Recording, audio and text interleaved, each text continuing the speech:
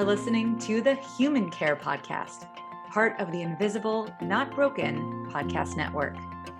I'm your host, Eva Minkoff. This podcast features conversations with health entrepreneurs, care professionals, patient advocates, and industry changemakers. What do they all have in common? The mission to humanize healthcare.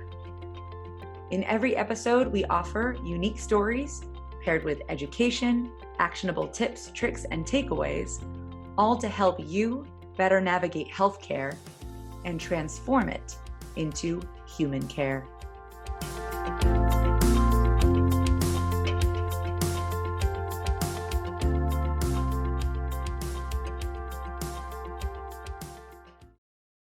Everyone, today my guest is Joe Balewski. Oh. Yes, very Polish. I love it. Joe Balewski. Well, my maiden name was Reichenberg, so, yeah. I get it. We were probably neighbors back over there. Yeah. We did originate in Poland. Yay, Jews. Okay. All right. Well, everyone, Joe is no stranger to the healthcare system. He has had a lifetime of experience with osteogenesis imperfecta, and most recently, 13 years with postural orthostatic tachycardia syndrome, also known as POTS, which a lot of us are familiar with through Human Care and Invisible Not Broken. And this past year, Joe started a practical chronic illness podcast called the Chronic Illness Playbook, where he interviews Spoonies like us about the practices that get them through the day. And if I remember correctly, Joe, when we first spoke, you called it a love letter to yourself when you first got diagnosed. Did I quote yourself well? You did, yes. And I'm very corny when I do talk about that. It definitely is a love letter to the early diagnosed Joe. I was 19 years old. I was, at the peak of my athletic prowess and then struck down by POTS. It took a while to get that diagnosis, but then you get the diagnosis. And then I was like, cool, what's next? And the doctors are like, compression, sodium, and exercise more. I'm like, okay, that's easy, right? And then I started doing those things, and I tried different compression and tried different, electrolytes and sodiums and exercise, and many things didn't work. And there was just so much trial and error over and over again. And I couldn't find hey, what's helped people before? What have been your success stories, other people? I mean, because this was 2008, very early on in a lot of the social network communities. So now in creating the Chronic Illness Playbook, it's sort of a love letter to that kid who was looking for it. Of I want to know what's the type of exercises that have worked for people with POTS, or other people who are just starting out down their chronic illness journeys, with fibromyalgia and rheumatoid arthritis, all of those type of things. What are those first things that you can look for to get you those early wins? Put a couple W's on the board, because I took a lot of L's early on. There were a lot of L's early on. And it's like, let's get you some wins. Let's get these people some wins early based off of my trials, your trials, because I'm not the type of person who's like, just because I suffered, you have to suffer. I'm not that type of person. I'm like, I suffered, learn from this. So that's sort of where the Chronic Illness Playbook comes from. And thank you for creating that. It's definitely a love letter to early Eva. Wow. Depends. There would be different versions for 12-year-old Eva, who first started having pain, and then post initial diagnosis of fibromyalgia at 20. I feel like that I need different versions of the playbook. Very different worlds. But yeah, there's more of us every day, unfortunately. So for anyone who is not a stranger to chronic illness as we are, and to those who are new to it, there's lots of value that you're providing, both through the playbook and your Instagram and other mediums. Really, thank you for putting that out there, because we desperately, desperately need that help. Well, hey, I don't have to commute right now. So those 2.5 hours I'd be spending in the car normally, that's what's going to this. So, there are the silver linings from a work from home pandemic thing. is able, and I wanted to be able to give that time to something. Otherwise, I'd be very good at video games right now. So it's either that or be, or helping other people. So Time well spent, I'd say. Time well spent. yeah, we'll see. So I actually would like to do something I haven't done in a few episodes, which is go over some of your answers to these questions that I like to send my guests ahead of time. A lot of the time I do not bring up the questions or just like get to know you things that I put as bonus material on the show notes, but I really loved that you answered my favorite questions, and we can jump into those now very succinctly. Well, succinct the questions. Your answers can be whatever they want. Oh, they will not be succinct. Spoiler alert. Yes. But, all right. So first, what do you value most in life? So this is definitely something that has changed over the course of my chronic illness journey. As you can see, I couldn't just answer the question. I could, because it's a noun how I answer the question, but I'm starting with a little caveat at the beginning. Before being diagnosed with POTS, 100%, I don't know what my answer would have been, but it definitely would not be this answer. Since getting diagnosed with POTS, the thing I value most in life is definitely time. It's something that becomes very hyper-focused when you get a chronic illness, because there are times when I just need a day to recoup. I need a day to get my sea legs back under me. I need just some time, maybe a couple hours to just get everything back into equilibrium. And that's something a lot of people don't have to deal with. They wake up in the morning, and from the moment they get up till they go to bed, the realm of possibilities of things they can do are all over the place. They can do absolutely anything they want. They can go. I've had friends, they're like, we're going to play paintball for 10 hours.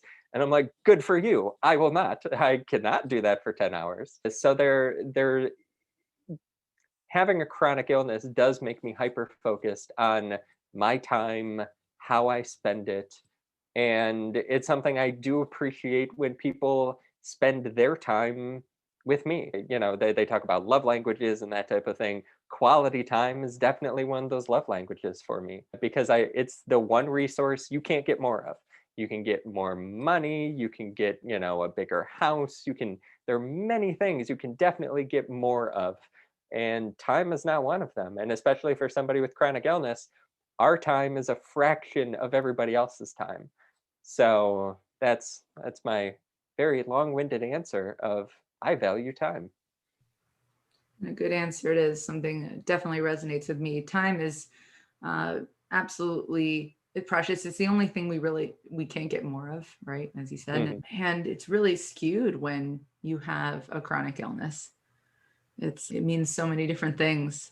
And when you're in a big flare, I really only have major flares for 24 hours at a time. I'm very thankful. Like these sort of debilitating in bed kind of flares, or at least so far, fingers crossed. And those 24 hours are a long freaking 24 hours. Yep. Yeah. Yeah. All right. So next question is, what makes you feel good in all sense of the word? So the way that I interpreted it is, good is that feeling inside of you that it for lack of a better term, you feel good. And for me, it's being creative. I'm a creative major. I'm in a creative profession, and doing anything creative just fills me with that light, fills me with that goodness. And afterwards, I feel great. In the moment, it's exciting, it's fun. And so it's been one of those things. I'm in the entertainment industry, and people always ask me, well, what do you want to do? What's your end goal? What's that next job that you want to do? And for me, it's pretty much my answer is very unsatisfying to them, because I say, I want to be creative. I want to be in a role. I want to do something where every day I can be creative. I can create. I can collaborate, I can do that type of thing, because deep down at the end of the day, if I can do something creative, ooh, I feel good. That's a good day. I second that. We actually had an an episode, I think 3 episodes back, called Nurturing Relationships Through Creative Resilience. And that has been maybe my greatest lesson over the last few months, is using creativity to be resilient as someone with chronic illness, or just as a human. Yeah. So yeah, I totally get that. And now what is it that makes you feel bad? Yeah, for me, it's definitely that feeling of hopelessness, of there's like no way out. This was very personal. When I was very young, my family did we're from Ohio, so we did a big out west trip. And we, Grand Canyon, but places in California, all of those type of things. And then we got to San Francisco, and there was just this large homeless population in San Francisco. California's great weather, but there was just a large homeless population. And I was fifth grade maybe, and I'm from sheltered, little Cleveland, Ohio. So we're going to an Indians game. You see a homeless person on the way from the garage to what was Jacobs Field at the time, and it was just like, that it wasn't as prevalent as seeing it in the streets of San Francisco. And I wanted to do something. I saw all these people, and it was just my parents say it broke my little heart, because you want to do something for these people, and you're just walking past all of them. And I was this fifth grader, and it's like I couldn't help all these people. It's like, I don't come from money, but I mean, we had a home, we could go on a trip, we had vacations and that type of stuff. And it was just that hopelessness of not being able to help these people. Oh, it just filled me with dread. And I still have that feeling at times, and it's just, that is something I try to stay very far away from and go to my happy place. But it's a good bad feeling to have, because it can make you do more. It can make you be more active. My wife and I were definitely not very charitable, but for what we can do, definitely charitable, that type of thing. But it makes me feel bad, and I don't like it. And if it could go away, that would be great. That'd be absolutely wonderful. Yeah, I'm hesitating because I don't want to feel that way. And then then in another sense, it's like, well, it could be a driver if there's ever a time where we don't have to be hopeless, perhaps. Yes. Yeah, Mm-hmm. but I get you there. And I'd like your answer for this. What makes you feel right? So reading, for me, I'm an avid reader. I've been a big reader since birth. My parents thought I was going to go blind as a child, because I would lay off the side of my bed with a book and read by nightlight. I wasn't scared of the dark, but I convinced people I was, so that I could keep a nightlight in my room so I could read off the side of my bed. And I don't think I slept as a child. I would just be reading, and I devoured everything. I would tell my parents I was going to go play baseball with my friends, and we'd go play baseball as the middle school, and then they would all go home, and I would go to the library. And my first job was working at a library. I was a page. I got to reshelve books. And for me, reading, I have such vivid memories of reading certain books at certain times, at certain ages. Exactly where I was when I finally started to like Harry Potter. I was 11 at the time. This was before Harry Potter was a phenomena in the United States. I had a teacher tell me, this is a big book in England. You should read it, because they knew I liked to read. And I skimmed the first couple chapters, and it was like fine, and it was good. And then I after dinner one evening, I went up to my parents' bathroom and used the bathroom. But then afterwards, I was like just sitting, on the toilet, not using anything. Every clothes were all on, but I'm reading this, and I get to a point in the book where it hooked me. And it was just like, this is different. And I was in the bathroom for like 2.5 hours just reading the book, and nobody came looking for me. I was 11 years old. Nobody came looking for me. And it's just, everything feels right in the world when I get to delve into a new world.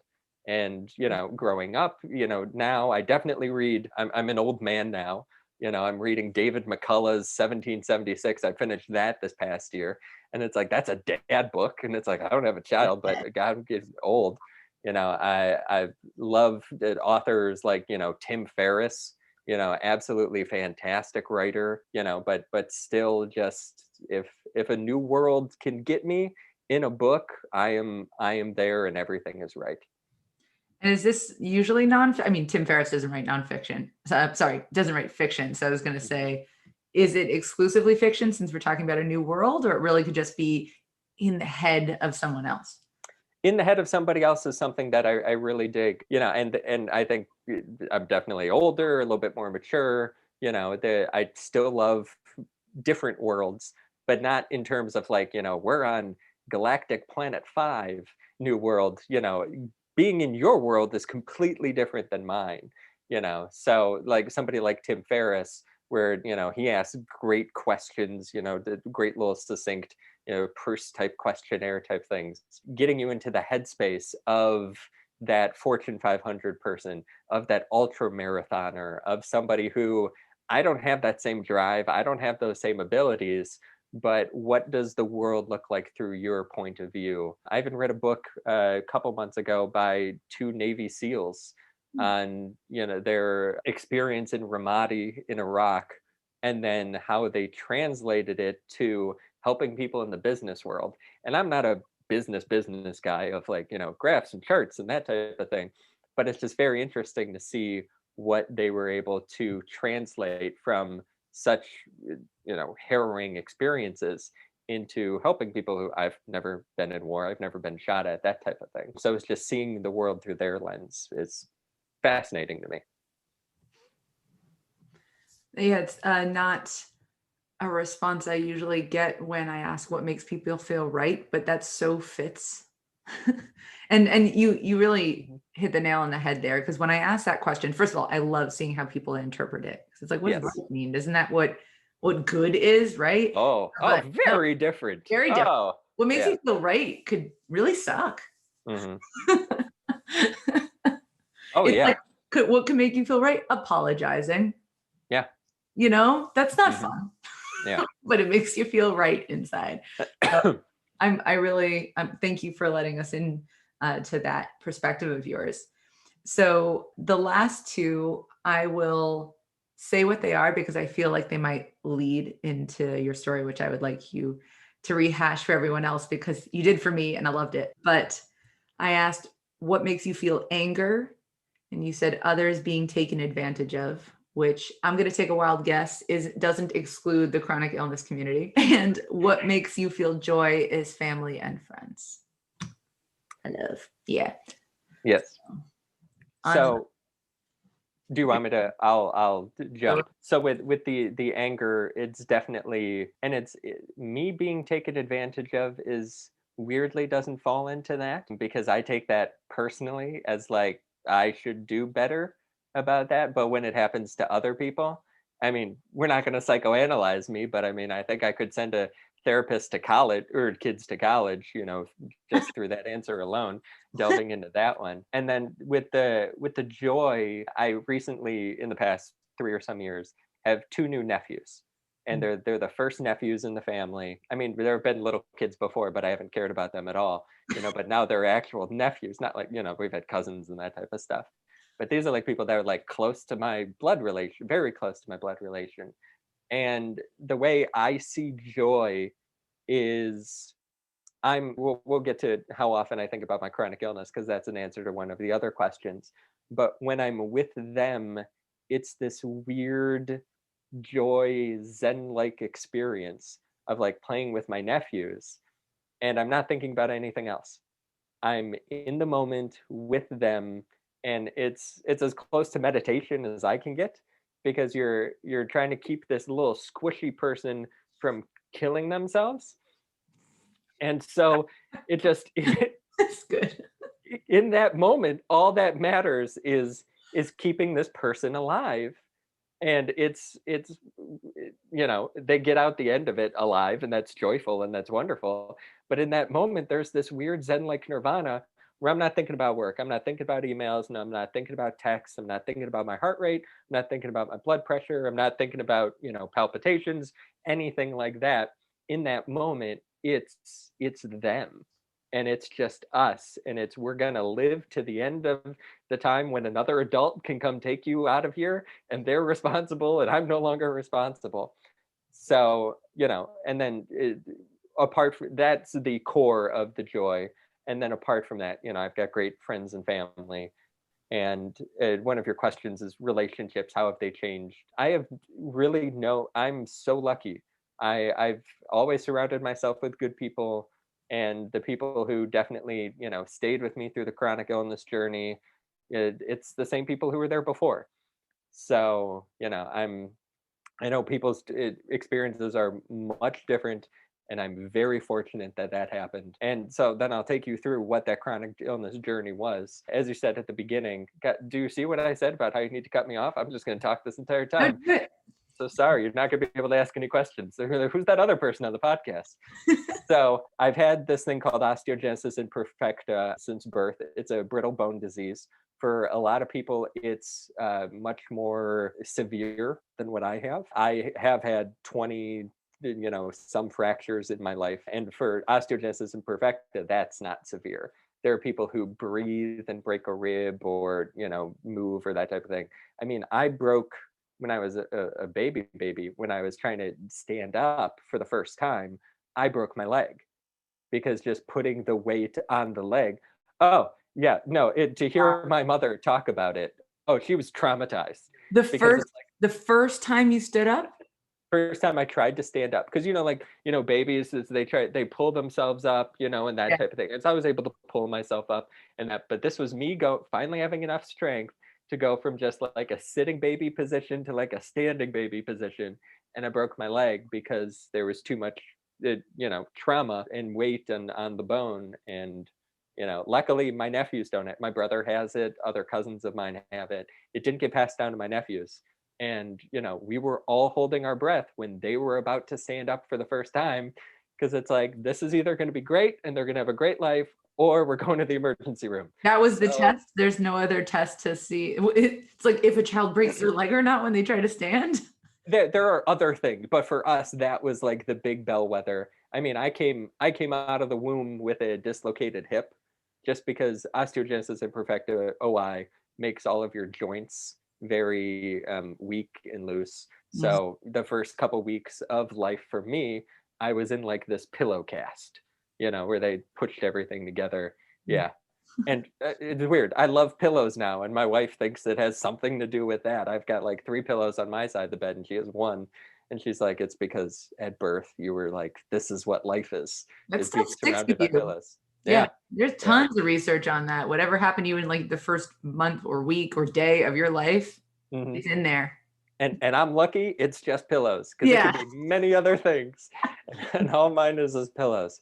So definitely that's more of a rare disease, and, grew out of that probably around 15, 16. I started getting more stress fractures and less like impact fractures. I had a bad skull fracture in 3rd grade. I got hit in the head with a baseball, and then my skull was kind of like acted like a car's crumple zone, and because it just shattered. The skull just shattered, and it was like it was indented, like the ball could still fit in the little hole, but there was no brain trauma, there was no CTE, there was no concussion, because the skull acted like a crumple zone, and the impact of it just spread across the side of my head. And so there was no like, big trauma or anything like that. The trauma was everybody looking at me with the little divot in my head, but I was fine. I couldn't tell what was going on. Body's fascinating. Yeah.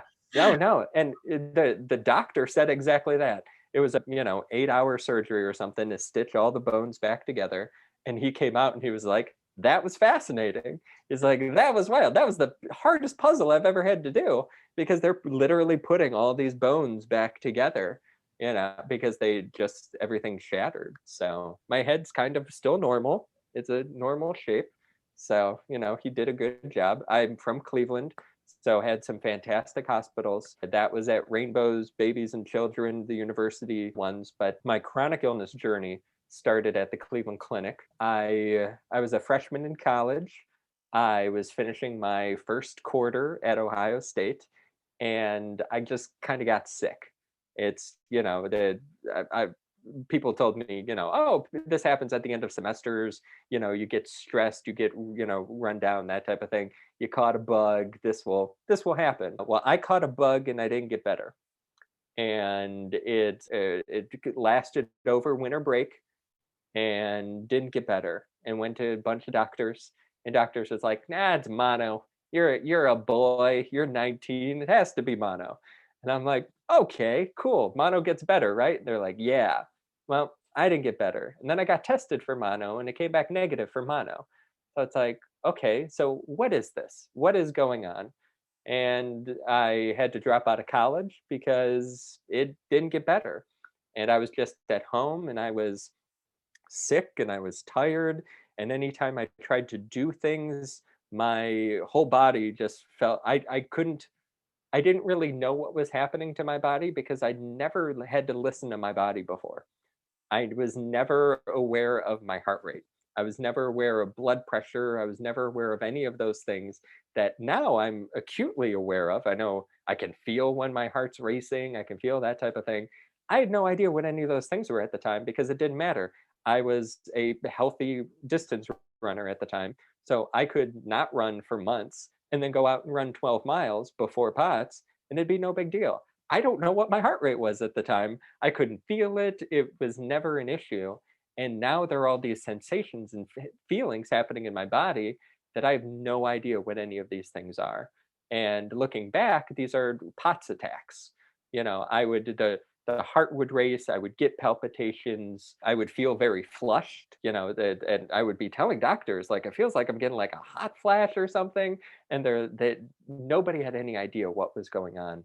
And I was in and out of the emergency room, and I was going to every specialty at the Cleveland Clinic. And the Cleveland Clinic is like one of the hospitals. It's where Schwarzenegger goes when he needs to have a major surgery. It's where Michael J. Fox goes when he needs to have world-class care for his Parkinson's.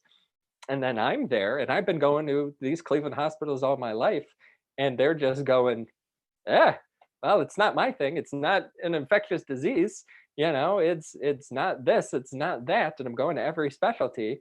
And I'm just like, yeah, but like, does anybody know? Like, you guys, this is supposed to be the place. You guys are supposed to be good. You're where people fly into to go see what any of this is. And eventually, I had bad emergency room visits. I was admitted at times. There was this large doctor with a deep African accent who, I remember this vividly, like, took my parents into the hallway, and he had this deep booming voice so I could hear it through the wall, pretty much telling them, like, this is going poorly and we don't really know where this is going to go, but you may want to get ready if this goes very poorly. And it's like, so you're telling my parents, hey, start thinking of end of life stuff, but we don't know why this life is ending. So there were a lot of those interactions where it's like, cool, this is fun, this is great. I'm this 19-year-old kid who in October was perfectly healthy, and now it's April of that next year, and I'm emaciated. I have no energy. I can't do anything. Car rides make my body upset. Any type of movement, anytime I would get up, I couldn't shower anymore. And these are all, now looking back, what happens when you let POTS go unchecked, when you don't do anything to help it, when you have no care, when you're not doing any sodium compression, any of those things that you can now find on the Chronic Illness Playbook. But that's what didn't exist at the time, and we didn't have a name, and we couldn't put anything to it. And they finally sent me as sort of like well, go see this guy, go see this rheumatologist. He's good at diagnosing. But it was such like he's a quackpot, maybe he'll come up with something. And it was a very weird interaction with him because we felt like we were just getting shoved to the side. of like, we don't really know what is happening in this kid. So this is the last resort. Go see this doctor. And it's, the medical trauma is a very, very important thing for people. It's something that definitely stays with you. And my medical trauma gives me these like vivid snapshots. And I can tell you exactly where I'm sitting in the room of this rheumatologist. And I'm going through this nonstop story, bringing him from October and November until now of everything I felt, everything that happened, every emergency room visit, every time we were admitted to the hospital. And because after a while, when you have a chronic illness, this stuff becomes your stand-up act. Like, I can do this with my eyes closed. I've done it 400 times. There are laugh lines, there are sad lines, and we're going to bring you through to the end. And then what do you got? Is there a diagnosis? Do you have nothing? And it's usually very disappointing, the end of those shows, because the doctors are like, yeah, no, go see somebody else. But with this guy, it didn't seem like he was paying any attention to me. He was sitting at his computer, and it was just this slow click clack as he was doing his little typing on his notes. And he wasn't keeping up with what I was saying. There was no acknowledgement. There was absolutely nothing. And it was just like, I was so discouraged again. And it was like, we're never going to find this out. And this large doctor who said prepare for end of life is right, I guess, because things aren't getting better. And he finally turned to me and he said something to the extent of like, hey, do you know what postural orthostatic tachycardia syndrome is? And I'm like, no. And he's like, have you seen a cardiologist? And he's like, and we're like, yeah, no, that was the first place we went. We went to go see a cardiologist because it felt like it was something in my heart maybe. And he's like, and you have a very healthy heart. I'm like, yeah. So what are you getting? What is this POTS thing? And he's like, well, POTS it's your heart can be perfectly healthy, but it's a form of dysautonomia. And I'm like, there are so many words here, I don't even know what's going on. And he's just like, yeah, he's like, we're gonna send you to the syncope clinic at the Cleveland Clinic, and they're gonna strap you to a table and make you do a tilt table test. And I was just like, okay, like fine, maybe. And from then on out, we found a great doctor at the syncope clinic. She was this 100-year-old Egyptian woman who felt like she was a character from a Pixar movie, and was just, every time we saw her, she had a new thing bandaged, but she was so attentive and so brilliant, and just listened and worked with us with the meds, worked with us with trying to find the right doses. And this dude pulled this out of somewhere. He's a rheumatologist. Rheumatology has nothing to do with postural orthostatic tachycardia syndrome. It is not in their wheelhouse. We saw doctors where this is kind of in their wheelhouse, where this may have been a thing that they, this was in the earlier days of POTS. POTS has definitely become, more popular is the wrong word, but it definitely is more top of mind. It definitely is more, you see it more frequent. And so from then on out, it was, I mean, it hasn't been wonderful since, but hasn't been as dire as it was in that moment. And we've finally found somebody who would listen. And that was 2008. And it's just been, as I was saying earlier, it's been a lot of experimenting on myself since then. I could go into act 2 of my POTS, but I'm going to let you talk for a second. Well, thank you for sharing that. I always find the tilt table part just so funny because I have it in my mind what this must look like. And it's just you strapped to a table and tilting you up like a seesaw, kind of. Oh, I felt like Hannibal Lecter. Oh, God. Because they have you strapped down, and you're all the way back, and then they just start slowly bringing you up and seeing how you are at each thing. And again, medical trauma, I have specific snapshots of that tilt table test, because dumb old me decided that when I got prescribed the tilt table test, hey, read everything on the internet that has to do with the tilt table test. And unverified stuff, weird shit, everything under the sun. And I found some weird corner of the internet that said that, a tilt table test could result in death. What? Yeah. And so I did that. What? And what they were going for was, if you're passed out and you've lost consciousness and somebody holds you straight up for hours, that could cause things to go wrong.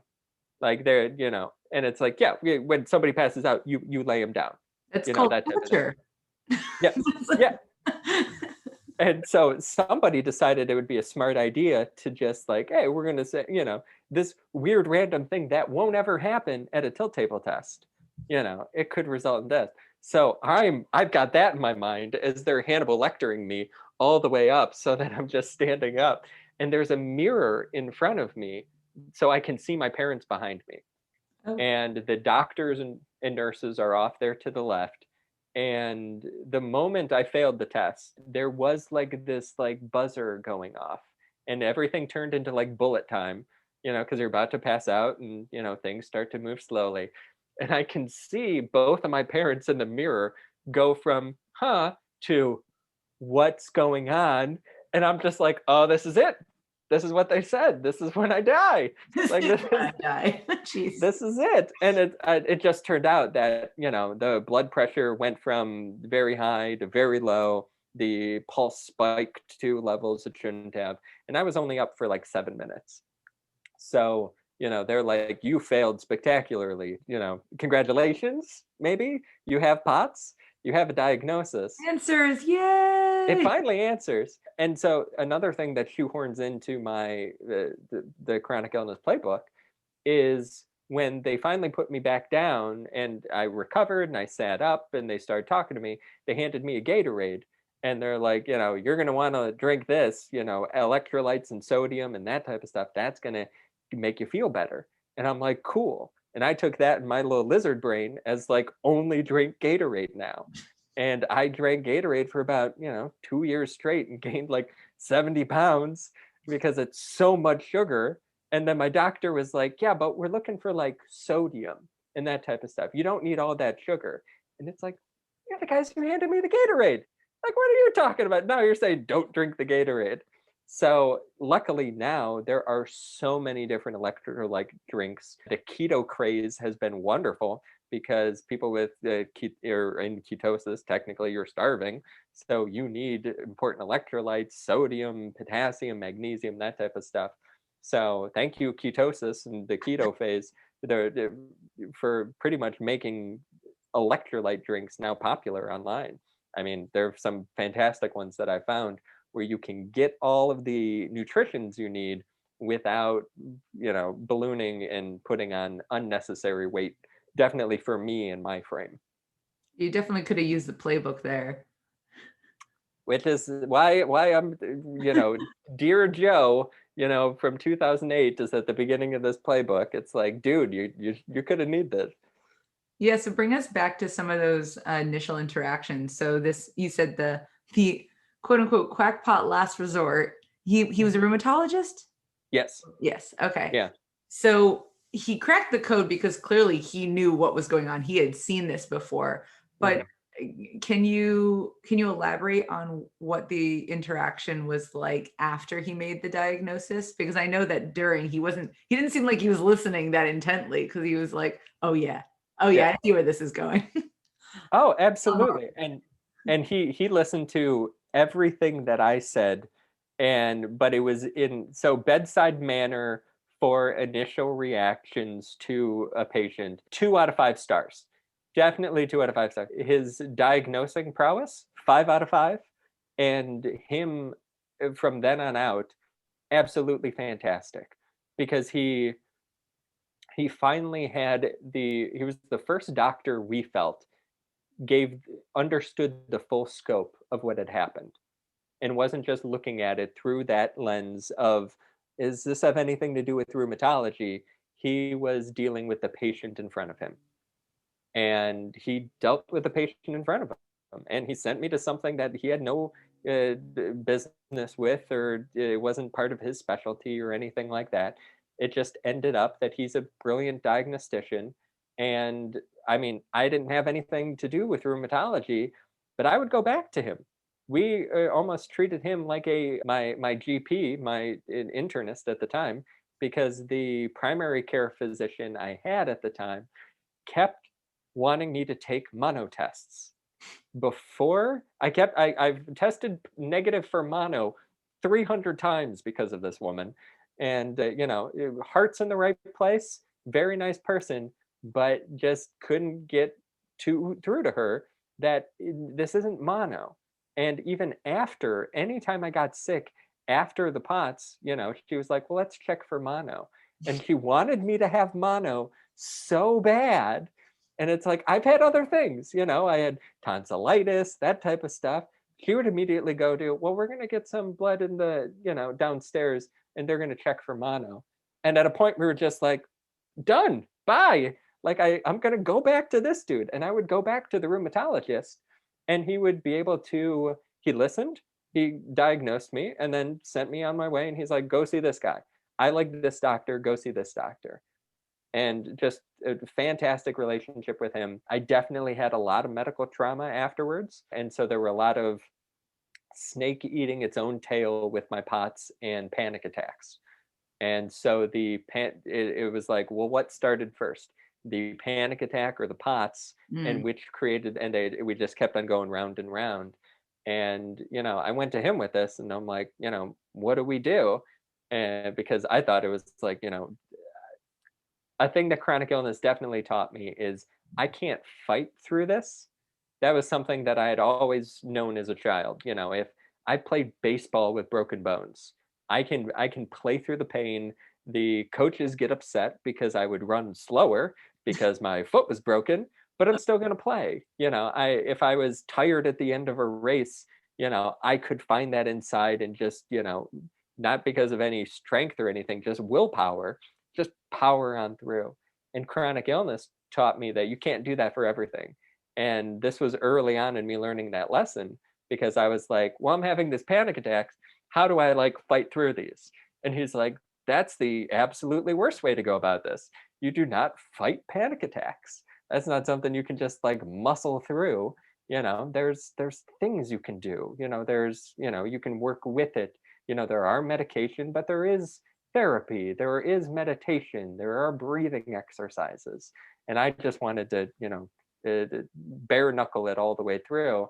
But he was just that type of person where I could go to him with a panic attack type thing, and he would be like, no, we're not going to do any of this, and then put me on that right path. So I got very lucky. I got very lucky after a lot of not great experiences with doctors, found one that listened. And that's a big thing when people ask me, well, how do you find the right doctor? How do you, how did you find that guy? And it's like, I kissed a lot of frogs until I found a prince, So you had to go through all of those things. But what you have to look for in a doctor is not somebody who gives you the diagnosis you want. It's finding the doctor who listens. Because he knew it was definitely probably POTS, but he had to send me to somebody else.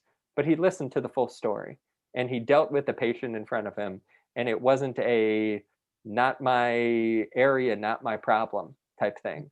It was you, and we're going to deal with all of you, and this may have nothing to do with my specialty, but I'm going to listen, and we're going to find out the right path.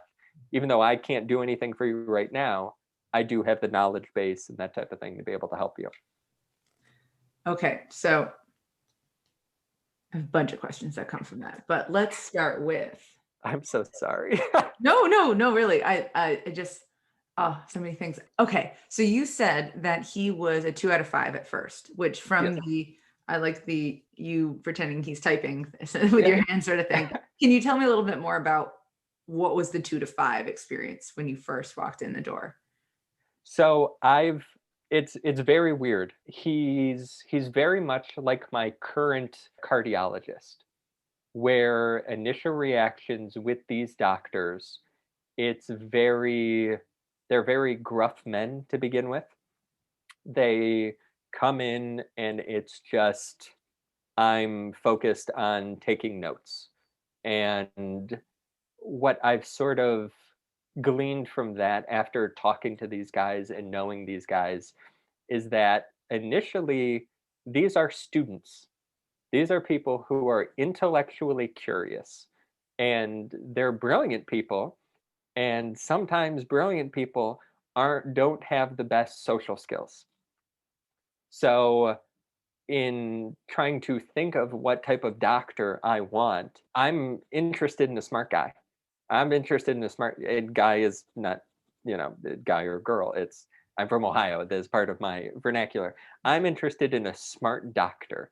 I'm interested in a smart person who can figure out what to do on a medical level, and then I can get to know them as a person. Mm. And this is sort of the first rheumatologist and my cardiologist now. They were the same person when I first met them. When I met my cardiologist a couple years ago, when I had a bad POTS flare, I was doctor shopping again, but in crisis, because I couldn't get through to the doctor who put me on a certain medication, and I was having these attacks that put me in the emergency room. And I called the office the next day, and I'm like, I was in the emergency room and they said, I need to see you right away. And the nurse practitioner dude who answered the phone was like, yeah, we don't have a lot of appointments coming up, but if it happens again, let us know. And I'm like, what do you mean if it happens again?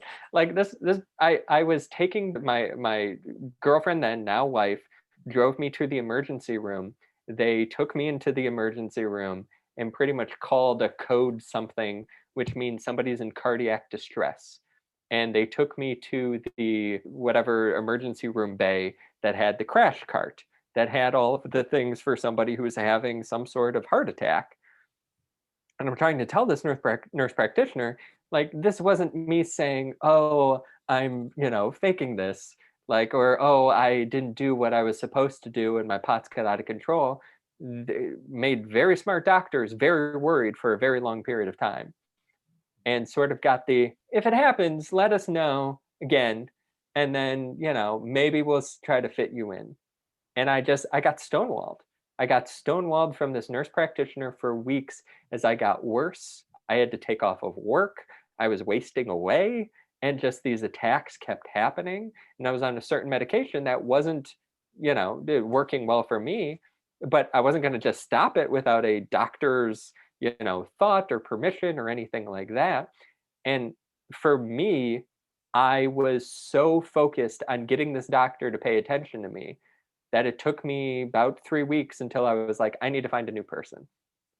And that is something that 100%, I wish I could go back and talk to, this was 3.5 years ago, talk to myself and be like, it's okay to cut bait. It's absolutely okay. If you don't feel like you're getting the care that you need, it's absolutely okay to cut bait. And, it's being in a bad, I've listened to a lot of certain doctors at times, and there's a doctor on television who says something to the extent of, the only thing worse than making a mistake for 2 years is making a mistake for 2 years and one more day. Mm. And so for me, I was making that mistake day in and day out of like, well, I'm just going to keep doing this, and I need this person to pay attention to me. And I should have cut bait. I should have looked and moved on, and I finally did. And I found this new doctor, this new cardiologist, who's fantastic, but walked into the room the same way that rheumatologist walked in, what was it, 9 years earlier. And he walked in, and different guy, different nationality, different height, different absolutely everything. But it was, looking back, eerily similar, because he walked in and he sat down and he started typing. I didn't even say a word. He just started typing what he saw with me Wow. and what he observed. And then he's like, what's going on? And I started in because I had a new story now. And here's what's been happening over the past couple of weeks. Here's what I have. Here's what I've been diagnosed with. Here's the new medication. And, I'm like, well, and they put me on this emergency thing. And he's like, stop taking that. And I'm just like, okay, cool. Mid-story, just stop taking that. Yeah, and just back to the computer. And he wrote a novel about all of this. And it was just that same, like, I'm over here, I'm not getting any of that human interaction that humans need, but he was doing the diagnostic process that these scholars needed to do to put everything down, in front of them. And when he finished, did the turn and like, here's what we're going to do. And that's when he connected as a human being. And it wasn't until later, like, I was not doing good. My mom flew out, I'm a 20 some guy at the 20 some year old guy at the time, and my mother's there with me because I was paralyzed and all of that medical trauma had come back before. And so we're both in that room with this new cardiologist. And we were both in that room with that rheumatologist, a decade before. And putting those two things together was absolutely fascinating because, and I would never turn somebody away or say, don't go to this doctor because the first 15 minutes are going to scare you out of your pants that nobody believes you. Get through that. If you don't feel that connection right away, let them do their job. Let them do the work that they need to do to put it in front of them. And for that type of doctor, that's what they need to do. And I've been having fantastic, absolutely fantastic care ever since. And we've connected on a human level and we can, talk about things, and you get that, oh, bedside manner is great. But at the beginning, he doesn't come in with any, predisposed notions. He's not diagnosing you just based on, I'm going to look at you. Oh, this is what you have. Get out of here. This is what we're going to prescribe to you. They take in the entire realm of what is happening. And I mean, eerie to have that happen at two different times, but just fantastic doctors all around with that. Well, I have a knack of comparing doctor-patient relationships to romantic relationships. That's my thing, because I know people, when you initially think about that, so, oh, that's messed up when they're completely different. How could you say that? But just like romantic relationships, we all have love languages, right? And Yes. perhaps this is one of your love languages is I guess you could call it like doing the research, or doing like I didn't think of a name for this before, but it's like thinking of the equivalent of like acts of service, which is a love language. And this is like acts of, well, listening and evaluation. That being the first thing that you need, it seems, to feel confident in your doctor. Yes. When some people, but I'm still glad you put this out there, some people would be like, oh my God, they didn't acknowledge me really as a human right off the bat. I don't trust this guy. I don't care what comes out of their mouth. And everybody's different, but it's also really good to understand that, just like in romantic relationships, everyone's got their love language. And so the doctor's love language here was, I'm going to show you I care by listening intently and taking as many notes as I can. And I don't know what room that doctor was in before he walked in. Yeah. I don't know what he just had to say to somebody. I don't know who he just had to interact with. As with all doctors, they're bringing, I'm not their first appointment of the day. They've seen other people, they've had things happening. And so, yeah, it's, as a human, I want to judge you on that first 15 seconds. I'm like, I'm smart enough to know the type of person you are. And I was wrong 100% both times. Well, even like a first date, I think in the first few seconds, well, I guess with dating, the one difference is we're talking attraction here too. Hopefully that's not what you're looking for when you go for your doctor. They're both very good looking men. I don't know what to tell you. Oh yeah. The worst medical trauma I had with the doctor was a very handsome man on the Upper East Side of Manhattan. And I was like, oh, I hate you. But oh well, I digress.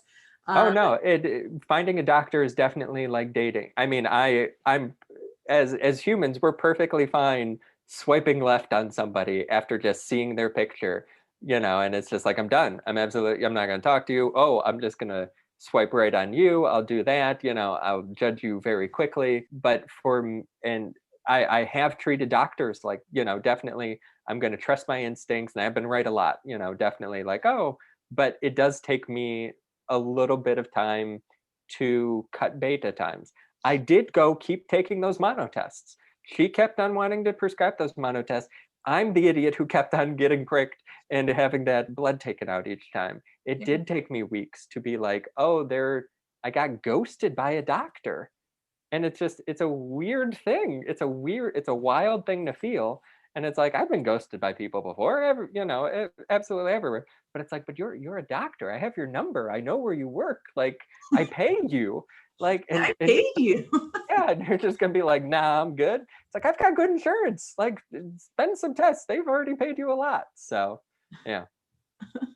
So going back to that notion of dating, now I've got a bunch of advice that I tend to give on dating, and I want to preface this by saying I'm not a relationship guru, and I'm not necessarily entitled to give advice. I'm married, and I did find my husband through online dating, so I guess I have some experience under my belt. But all of that aside, the piece of advice, and this is, unsolicited advice here, that I give my friends is that they should have 3 deal breakers and 3 must-haves when they start dating someone, or maybe even on the first date. So and those things should be not obvious. They should be things that you actually tend to let slide. So a really popular example actually is religion.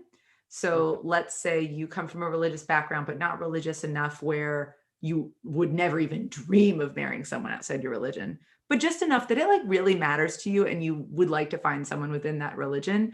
You have to determine whether or not that is a must-have or not. Because usually, now I'm speaking to someone who's Jewish, so it's obviously a lot harder for me. It's a must-have. I have to determine that because it's very easy for me to date lots of people who aren't Jewish. And then late in the game, I'm in love. They're not Jewish. And I'm like, shit. That was fun.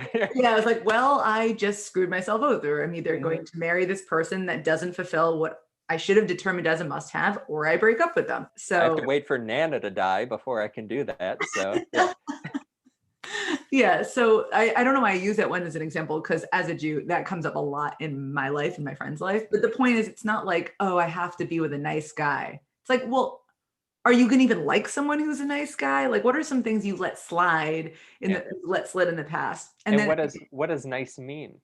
Yeah. Because I know a lot of sociopaths who are so nice. Oh, right off the bat, they're just so nice. And it's because they've learned that behavior that oh, this gets people to like me. Yep. Been there, unfortunately. Kids would be an obvious one. For me, I was actually surprised to find that a must-have was a love for travel and exploring the world. That made my top 3. That's how important it is to me. Oh, wow. And then on the opposite side, the deal breakers, and they are different. It's like they absolutely cannot be this way or have done this or whatever. And everyone's entitled to their own. It's all about you, not what other people impose your desires to be. But I say all of this because I haven't thought about it really until just now, that there should be an equivalent for doctor-patient relationships. And you do have to take everyone differently. And it's not like dating where we're looking at a life partnership in the same way, like living together sort of thing. But what are some, maybe you could even put it as red flags that you'll see right off the bat that you want to keep an eye out for? Maybe you don't want to walk out of the equivalent of the date, like the first session right away, but red flags for maybe I need to advocate for myself differently here. Maybe this doctor is making an assumption. You don't have to get angry about it when you see those red flags, but just recognize what might not be working here. Or then on the opposite side, what is showing me that this doctor is giving me what I need right now? And how can I make sure that they know that and to keep going in that direction? So this is me thinking off the cuff here, but I think if we understand again, I'll go to love languages and our must-haves and deal breaker equivalents with these relationships, maybe we can prime ourselves better to be the best patient possible and set them up to be the best practitioner possible, because they do read from us. They do react to us. It's not just they're a dead no matter what. Yeah. No, and as you were going over that, I was trying to figure out what the medical equivalent would be of the Steve Harvey book, think like a man, act like a woman, like what are those relationship type, tropes that definitely do. I mean, the Steve Harvey book. I'm not going to write it, and I'm not recommending it to anyone.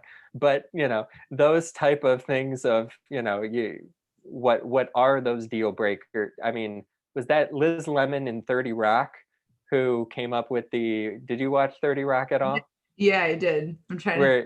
Where she got famous for a little bit by coming up with deal breakers. Well, that's a deal breaker, and wrote a book maybe about it, and then had a bunch of people pissed at her because her deal breakers were, something that every man was then a deal breaker. I digress. No, and looking back, I mean, hindsight's 2020. It's wonderful. But looking back, a lot of the red flags of doctors that I've seen aren't shown in that first initial meeting. If they completely disregard you and say go elsewhere, well, don't go back to them. Like, I mean, like listen a first to date, Yeah. If the first date treats you like absolute crap and is not interesting, continue. You don't see them again. Yeah, no, listen to them. When people tell you who they are, listen. They're very good at doing that. But I mean, the biggest red flag I can share is definitely in trying to get in touch with your doctor. If it seems like you're annoying them, if it seems like you're an imposition, if you're getting stonewalled, bye. And it may have, and a lot of these things have nothing to do with the doctor. It has to do with the staff around them. It has to do. The staff is a hard thing because now they should, if they have control over hiring the staff, that's one thing. At the Cleveland Clinic, they don't, for instance, right? Yeah. But yeah, a lot of people judge a doctor based on their staff, which, like, believe me, I understand. I've been there myself. I've loved one doctor and his staff were just god awful. But I don't know if I have specific feedback on that other than suck it up, which is terrible. Like, talk to your doctor, maybe see if there's something they can do to accommodate in communication. I'm not sure. And it's definitely a way that some people like to have things structured where you can't bother me. You can't get to me. You have to, I do have this gargoyle at the front desk who won't pass on any of your messages because I want to be the good guy, but I still don't want to, be working at, be answering texts or any of that type of stuff.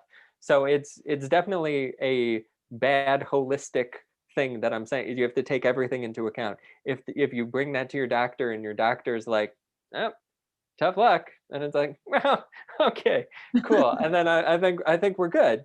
But if they're able to work with you, or if they know that that there are certain protocols that make sure that you can't get in touch with them, I mean, it's a case by case basis. So yeah. I know that for me, what really has helped when it comes to staff being gargoyles, or they're actually known as gatekeepers, like that's a very standard term for them, and sorry, I feel bad. I don't want to like bash like clinical staff. One of my best friends is like a manager of a clinic even. Yeah. but I get they're doing their job. What was I going to say? Right. So if there's good communication with you and your doctor, and they at least reassure you that it's not anything personal and this is what to do if things are really bad. Like, I don't think it's bad that doctors have boundaries. I'm married to a doctor. Mm-hmm. Like, they need some freaking boundaries. Yeah. I get it. I very much get it. And you don't know what's going on with them, right? So I personally never hate on a doctor if they don't let you contact them outside of a session, unless it's an emergency situation. But sure. What makes me feel better is knowing that they care and that they are there for me, but actually me being able to contact them all the time isn't in their best interest as a doctor for me. Yes. Overall.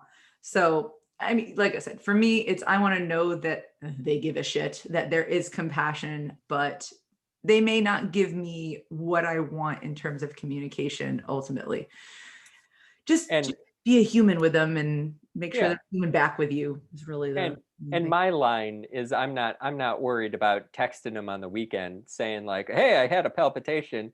It's the response I want in a doctor of saying, hey, I was in an emergency room and other doctors were very concerned, and they're like, we're not concerned and we haven't looked at any of this stuff.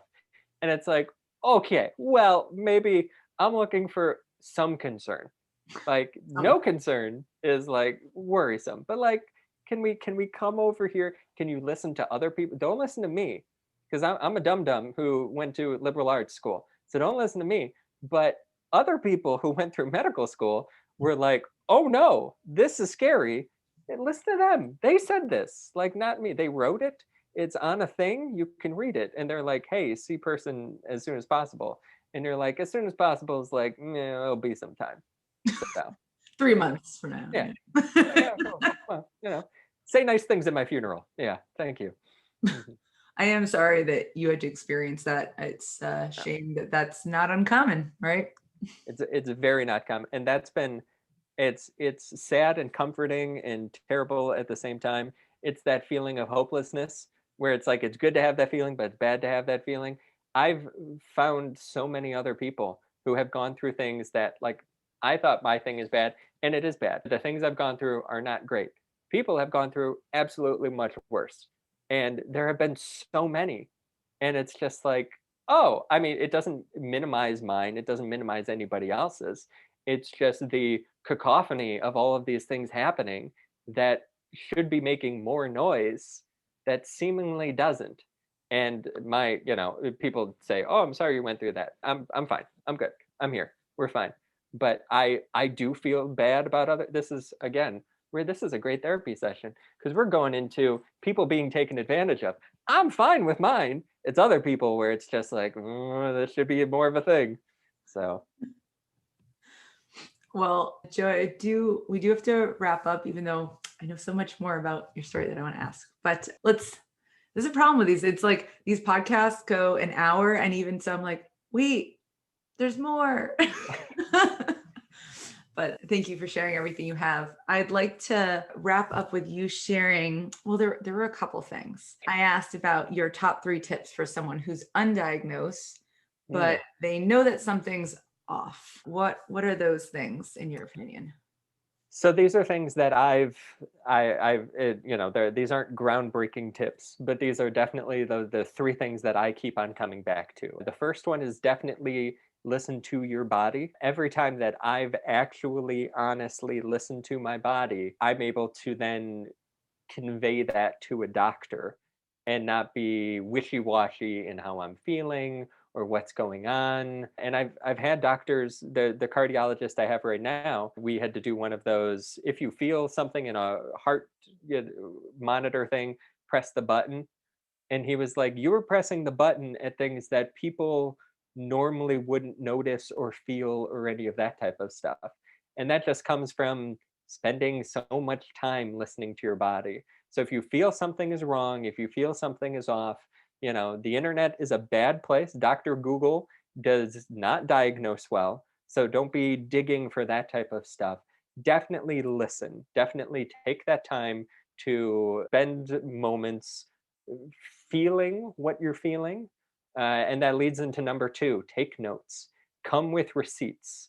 Don't come to a doctor and say, well, I think it was a couple weeks ago, this thing may have happened. Hold it in front of them. These are scientists. They're actual scientists who go to science school, and then we call them doctor at the end of science school.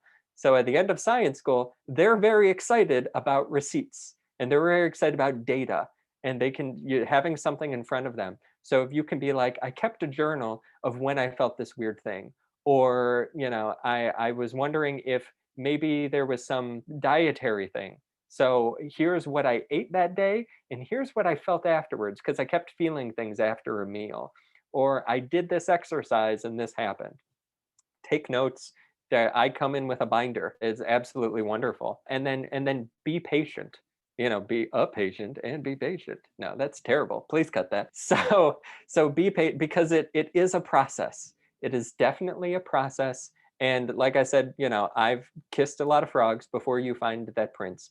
You're going to say the same things over and over again. You're going to meet doctors who aren't going to be able to help you with that one thing, but you will find that person. I mean, we're all standing here, we're all talking here because we have been able to find people who can listen and who have been able to help. And it's not uncommon to see a bunch of doctors and not get answers and then find somebody who then can help you.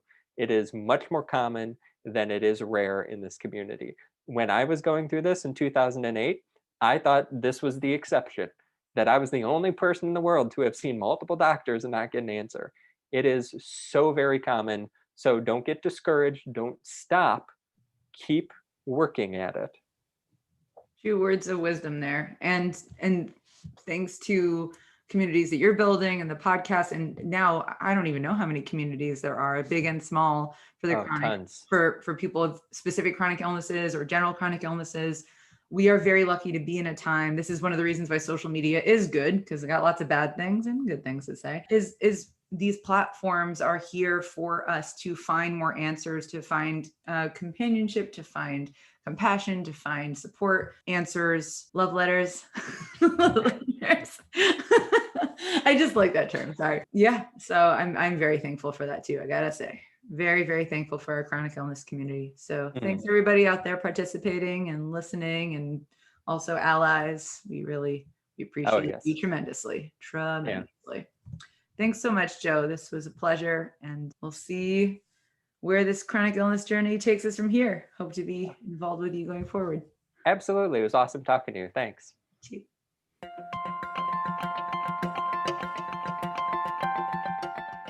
The Human Care Podcast is part of the Invisible Not Broken podcast network, a network that includes several chronic illness, disability, and health-related podcasts, including Explicitly Sick, hosted by Monica Michelle, Discomfort Zone, hosted by Jason Herderick, and of course, the original Invisible Not Broken podcast. We absolutely love feedback. Love feedback. And connecting with you one-on-one or within our Invisible Not Broken podcast community. So please reach out to us anytime. We're open to topics, critique, you name it. This is a podcast created by us for you. You can find information about all of our network podcasts, community, and how to contact us all on invisiblenotbroken.com. You can also find us on social media platforms through the handle Invisible Not Broken and humancare_podcast. That's it, everyone. Thanks for listening and being a part of our mission to transform healthcare into human care.